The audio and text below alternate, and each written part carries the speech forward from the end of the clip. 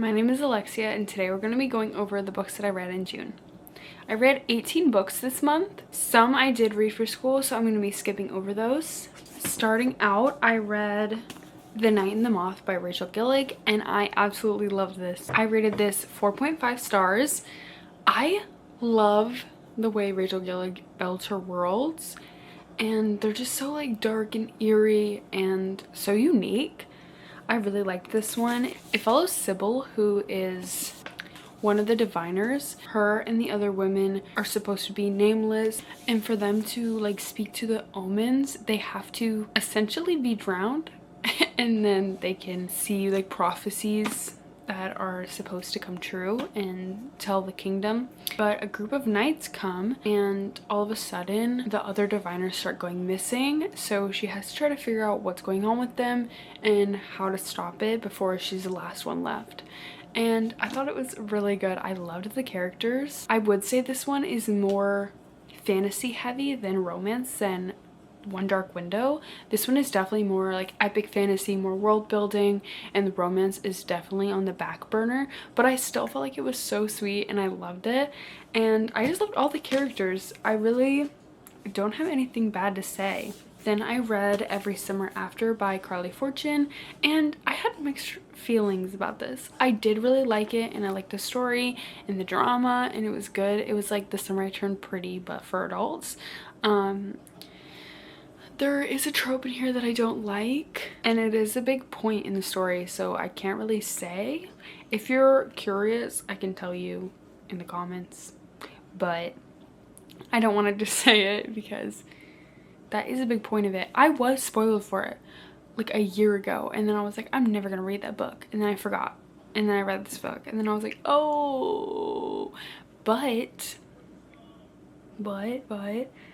I did like it, and it felt so summery. Like it was so atmospheric. I felt like I was there on the water. It just was so good. It follows Percy. Her and her family get a lake house one summer, and they move in next door to two brothers, one being Sam, and over 6 summers they sort of fall in love as they're growing up, and they start off as close friends. Then it's like a time jump. They haven't talked in a very long time, and then she gets a call that his mom has passed away, so she's going back to the town for the funeral. But I rated it 4 stars. I might have rated it a little higher if it weren't for the trope that it had, because literally, why would you do that?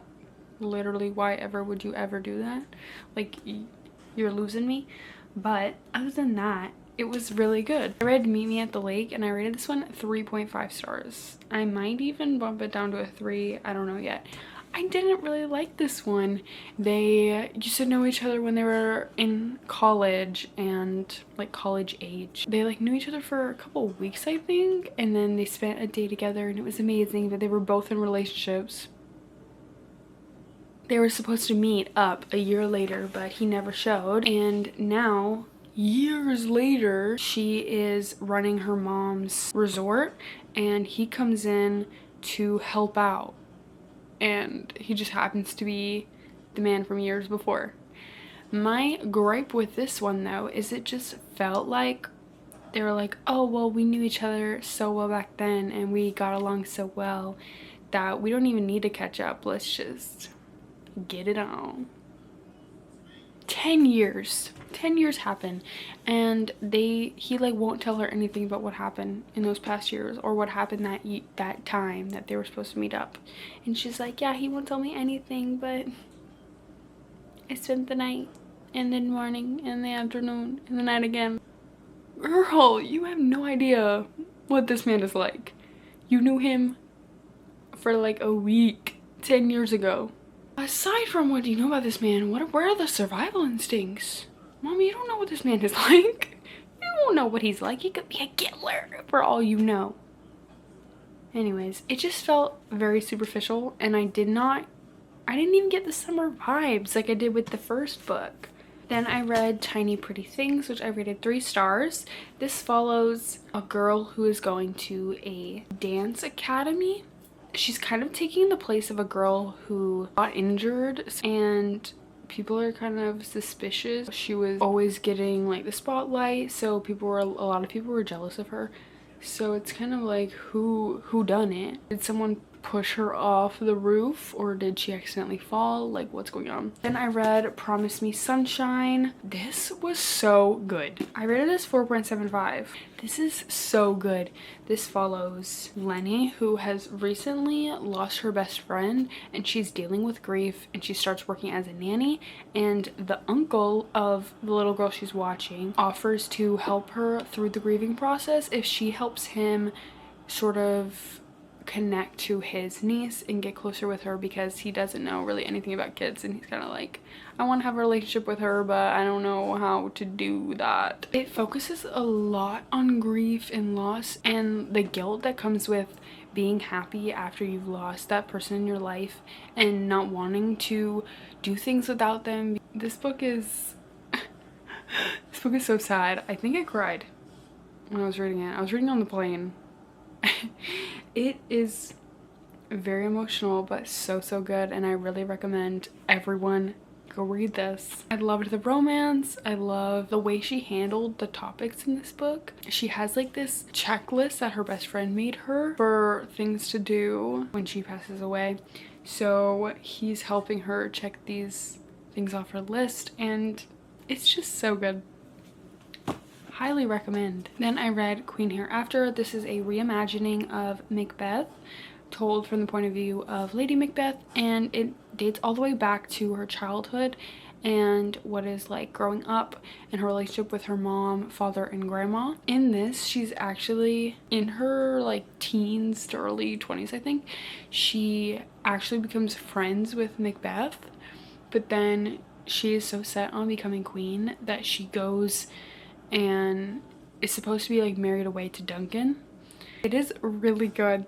I really liked this. I rated this one 4.5 stars. I just love it. I love it. Lady Macbeth will forever be my queen. She's my queen. Hereafter. Anyways. Also, the author's writing was so descriptive. It was like full of twists and turns, and it was so suspenseful. I literally had no idea what was going to happen like the whole time. And I mean, obviously I've read Macbeth many a times, and I was like, oh, what's gonna happen? Ah! It was really good, and I really liked it. Then I read Practice Makes Perfect, which is a second book in the When in Rome series by Sarah Adams. Rated this book 4.5 stars. This one was good as well. This is like kind of fake dating, but like fake dating to practice dating. Obviously it's Practice Makes Perfect, so that's kind of in the title. There was an aspect of this that I didn't like. Oh my gosh. Guys, I'm picky apparently. There's some things I don't want to read about. Okay? It's like Grumpy Sunshine. He's like dark and mysterious and a playboy. And she's like sweet young sister that runs a flower shop. And she's kind of misunderstood, and she's tired of her sisters and everyone in the town being like, oh, sweet Annie, Angel Annie, and she hates it. She's like, I'm tired of this, unleash me, you know what I mean? She goes on dates, but she's like, this is not working out in my favor, like it's not going well. What am I doing wrong? So she kind of is forced into asking him for help for dating, and obviously romance begins to bloom. Then I read The Catcher in the Rye, rated it 2 stars, didn't like it. It was boring, and I just didn't enjoy it at all. And that's that. Then I read What Feasts at Night. I rated this 3.5 stars. This is the second book to What Moves the Dead. What Moves the Dead was a Fall of the House of Usher retelling, and I really liked that one. I liked it more than this one. This one felt slower, even though it's a short book. It's a short book, but it follows the same soldier, but now they're going to their house in the woods, and it is said to be haunted, but there's like no haunting until like 60-75% in. Where is the haunt? But I mean, I liked the writing, and it had the spooky, eerie vibe, so I liked it, but I liked the first one better. Then I read Caught Up, which is the second book to Lights Out. Didn't like this one as much. Caught Up follows Allie from the first book, her cousin, and then his kind of high school girlfriend, and then things went bad and now they're kind of rekindling things. But this one felt more like a dark romance. Is this what it is? Yeah. But Lights Out was good because it was funny. If I'm gonna read this genre, I need it to be funny. I need it to be joking. I cannot take it seriously. Nothing on the people who read this. I'm talking about the men in these books, okay? I cannot take the men seriously if they're saying the stuff that they say in these books with a straight face. Like, what do you mean? Like, just like, ew, ew, ew, you know? So for that reason, I was having trouble because in Lights Out, it's like so funny. Josh, I love Josh. It's so funny. He's so good. He's like very much the comedic relief. But this one, it was way too serious. And at points I was kind of getting icked out. Also, I think he's 5'10". Sorry, I'm a hater. I'm sorry. It was also just like, I don't know, it felt a lot more cringe to me. I will continue this series. I think it's gonna be a trilogy. I will continue. I'll read the next book. I just didn't like it as much. I liked when Allie and Josh were in it. I liked the found family aspect, especially towards the end. I rated it 4 stars. I liked it a good amount. I'm just harping on my ick because that's just what is standing out in my head right now. What can I say? And then I read Not Another Love Song by Julie Soto, and I absolutely loved it. I loved it. It was so good. So good. Like, it did focus a lot on their music careers and the kind of personal life drama going on, but it was so good. I liked it because it was actually interesting and it wasn't just like, oh, we just met each other. You know what I mean? It felt good. They're co-workers and he doesn't even know she exists, and she is working one of his friends' weddings as the violinist, but they're like, oh, we actually need you to play the cello. And she's like thinking in her head like, girl, I played cello like once when I was 11. What are you talking about? And then they're like, no, you'll be great, you'll be great. And then he brought her his cello because he's a cellist, and he's like, do you even know how to play? And she's like, yeah, totally. He's like, okay.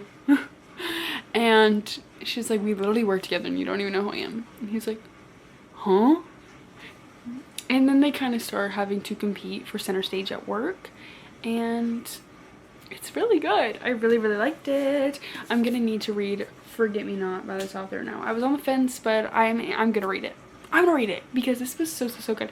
I think I rated it 4.75, so close to a 5-star. I had a lot of those this month. I'm really just getting more picky when it comes to 5 stars. I don't know. Then I read Loathe to Love You by Ali Hazelwood, which is a collection of 3 stories. The first one is Under One Roof. That one was my favorite. I rated it 3.75. I liked it. It was fun.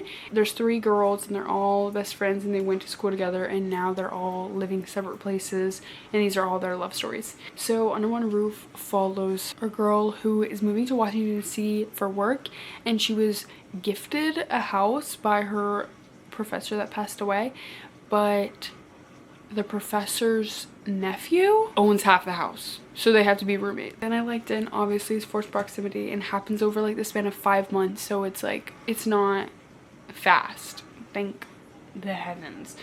Then the second one is Stuck With You.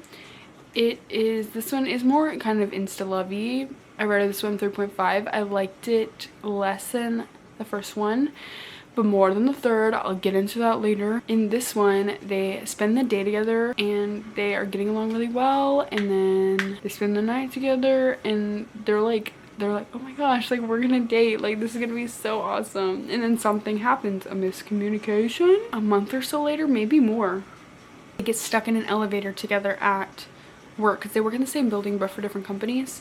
and they're kind of forced to talk about what happened. Third and final story in the book was Below Zero, which I rated 2.5. I actually probably would rate it lower the more I thought about it. So bad. So bad. I'm so sorry, but it's so bad. Okay? They meet one day, like literally an hour or two into knowing each other. She's trying to get it on, and he's like, oh, do you want to go out to dinner? And she's like, no, I don't do that. I don't date, but like, you can hit me up anytime. And he's like, no, I don't do that. I date. 4.5 years later, they end up working at the same place, NASA. Obviously, they get together in the end. It's a romance book, that's not a spoiler.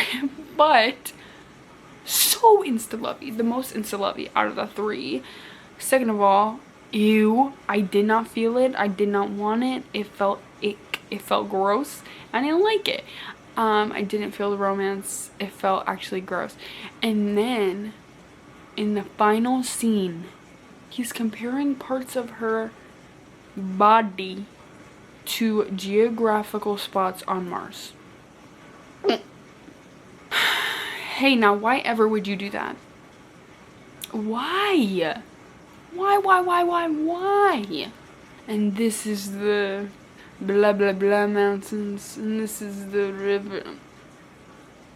You need to stop talking immediately. Do not read Below Zero. And I think that's it. The rest of the books I read for school, so not gonna go over those. This wasn't the best reading month for me, but I did find some good ones and some authors that I will now be keeping an eye out for. I also posted a reading vlog for this month, and it is up now. If you've read any of these books, let me know your thoughts. Make sure to like and subscribe, and find me on other socials. Thank you so much for watching.